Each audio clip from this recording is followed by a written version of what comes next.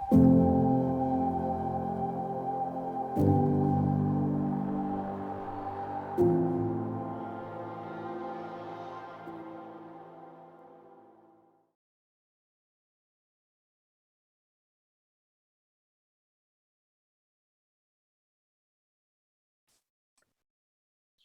shalom, peace, peace, everyone. This is Jadiel from the Fourth Angels Learning Center. I want to thank you guys for tuning in to our class today. We're doing a Q&A Pesach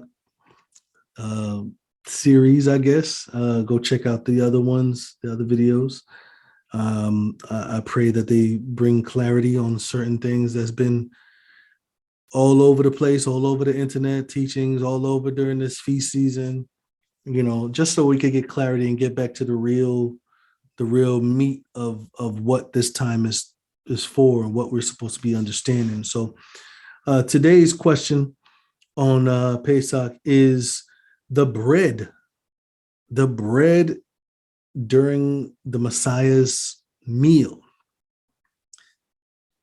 Was it leavened or was it unleavened? So there's a lot going around as like a debunking, trying to debunk whether or not the Messiah had Pesach. You could go check out our video of did the Messiah eat the Pesach? Did the Messiah eat the Pesach? Yeah. When is the Pesach?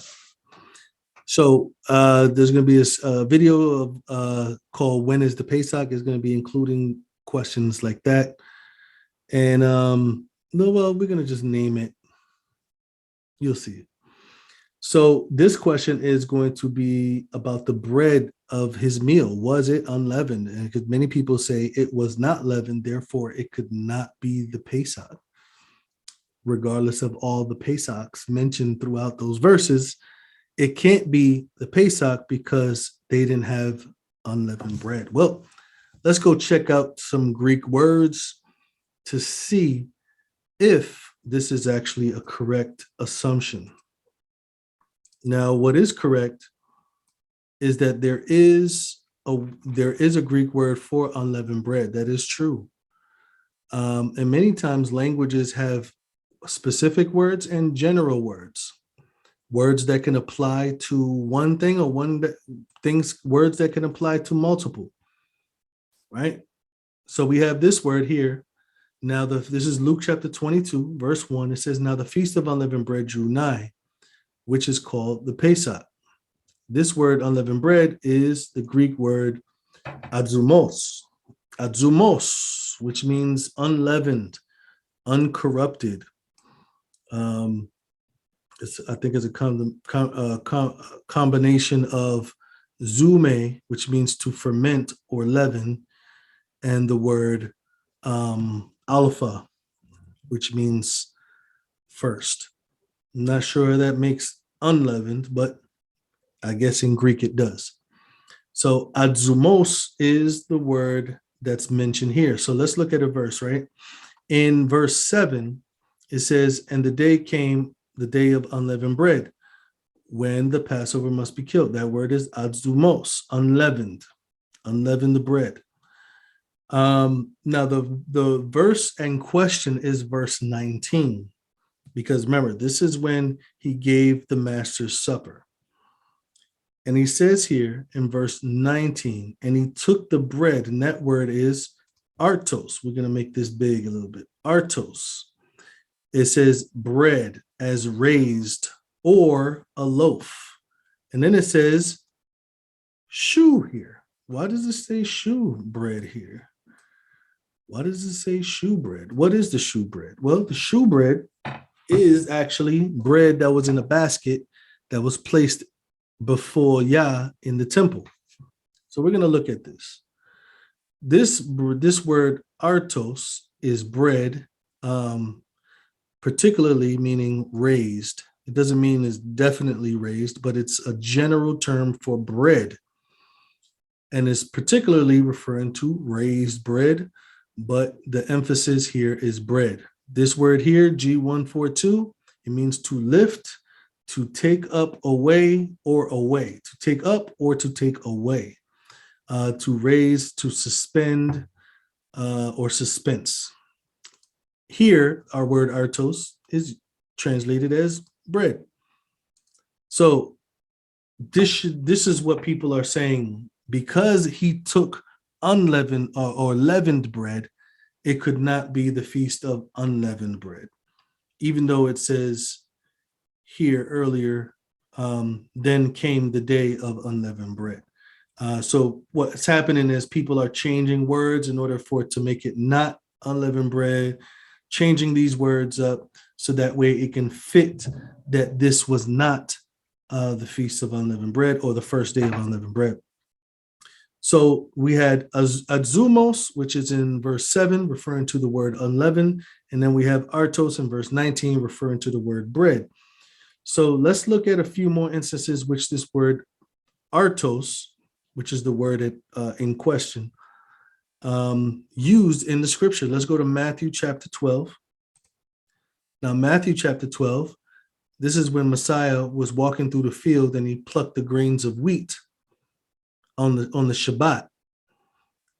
And the Pharisees came to him and they said that it's not lawful to do that on the Shabbat. Now look at what Messiah says in verse 20, in Matthew chapter 12, verse 3.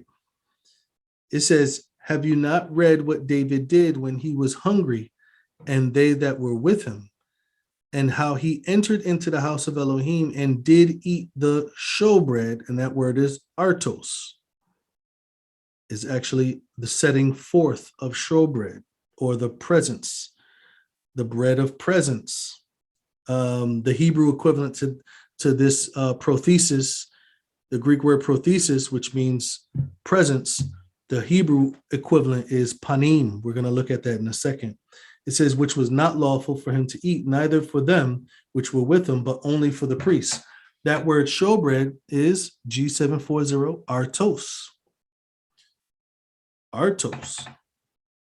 So showbread is the artos of presence, right? So let's go to the actual story to see what kind of bread it was. Let's go to Exodus chapter 29. So Exodus chapter 29, verse 23 is where, look at what it says here.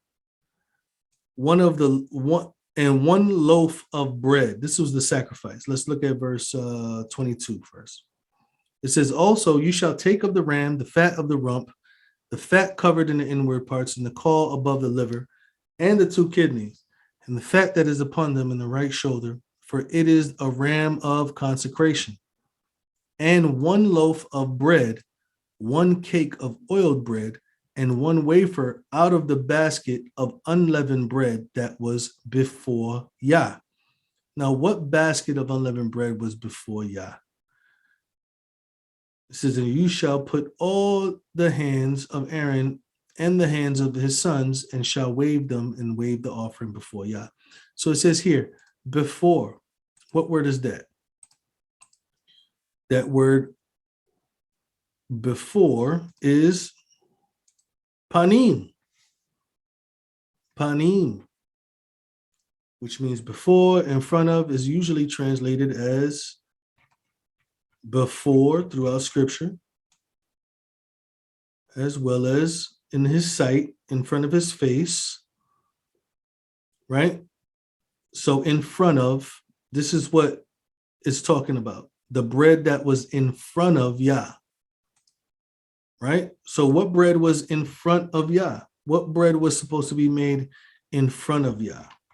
Well, let's go back. Let's see if I can find it. We're just going to look at this is the bread that was in front of Yah in the baskets that the priest was supposed to eat, right?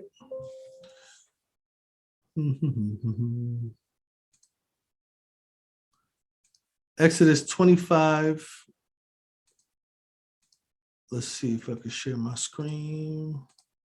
Exodus 25, looking at verse 30. It says, and you shall set upon the table showbread before me always. This is the bread. Let's see if I can find some more.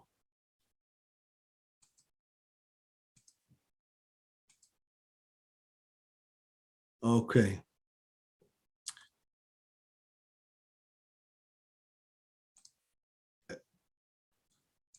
First Samuel chapter 6, right?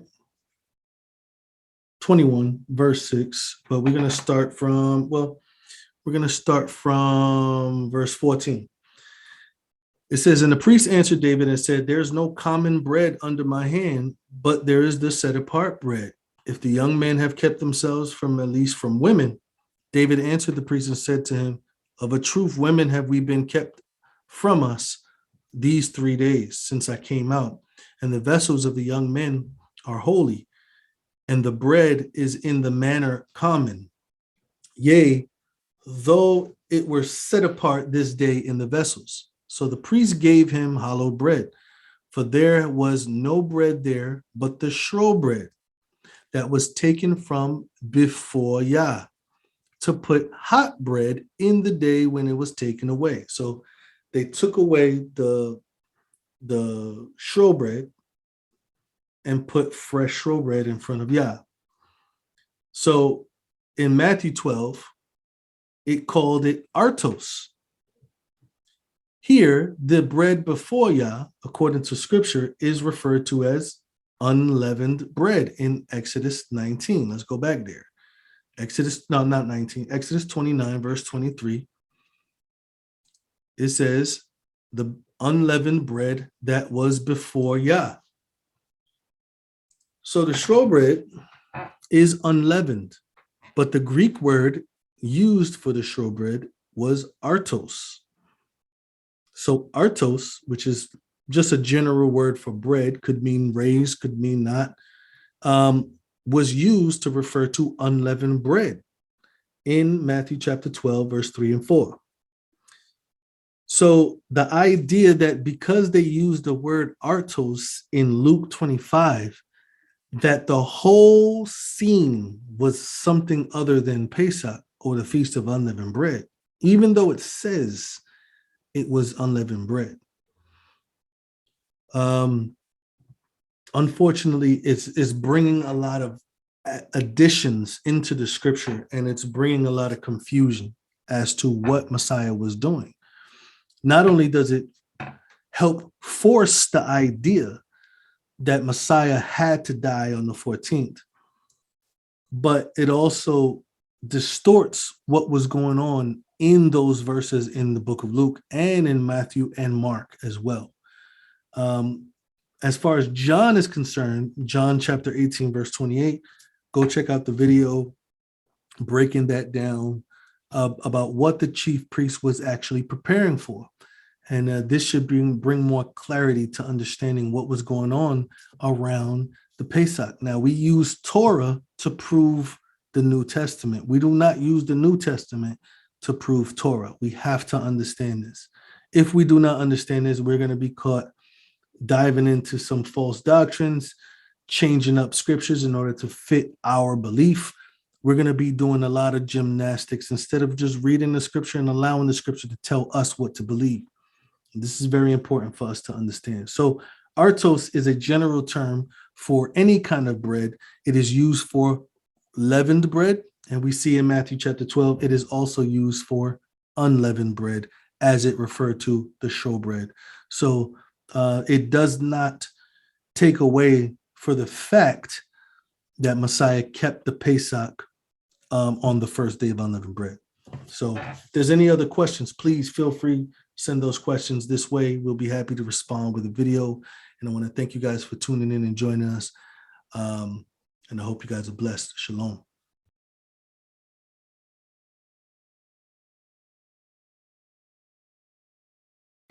Shalom, shalom. Thank you guys for joining our study today. I hope that it was edifying. And if you want to support this ministry, you can support us on 4alc.com.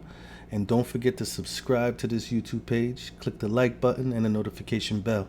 I hope to see you guys on the next study. Shalom, guys.